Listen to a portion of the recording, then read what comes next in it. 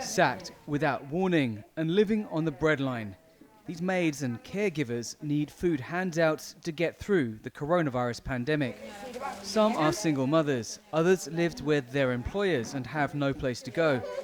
All are surviving on donations from this domestic workers' trade union. The sacking has been massive in these last 3 months. We are talking about 70% who have lost their jobs in Peruvian family homes.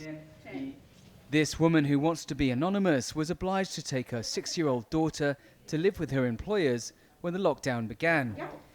But she left after they demanded her daughter earn her keep too. She told me that my daughter had to clean the bathroom.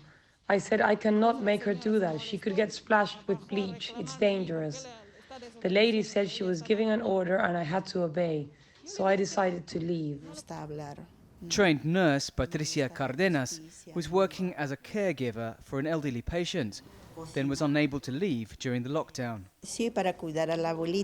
I was hired to look after the grandmother, but when the lockdown started, I had to work in the kitchen and do the cleaning with no extra pay. She claims she was left to go hungry at a clinic where the patient was taken during an emergency.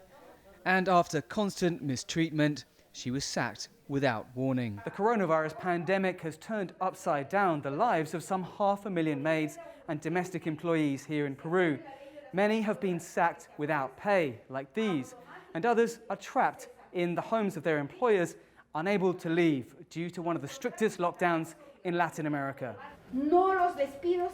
Last month, the government encouraged employers to have written contracts with their maids so they could claim social security benefits. But with more than 70% of Peruvians working in the unregulated economy, it's a lot to ask for. Despite the responsibilities such as caring for children, the job has always been poorly paid. It's now doubly uncertain due to the pandemic. It's probable that the economic impact of the pandemic will mean employers won't have the same income. So the first thing they will do is sack their domestic workers, who will be left in an absolutely precarious situation, many of them being single mothers and breadwinners.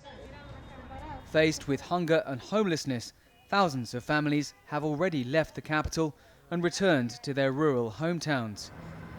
Peru's finance ministry calculates the pandemic will cost 2 million jobs. That's more than 1 in 10.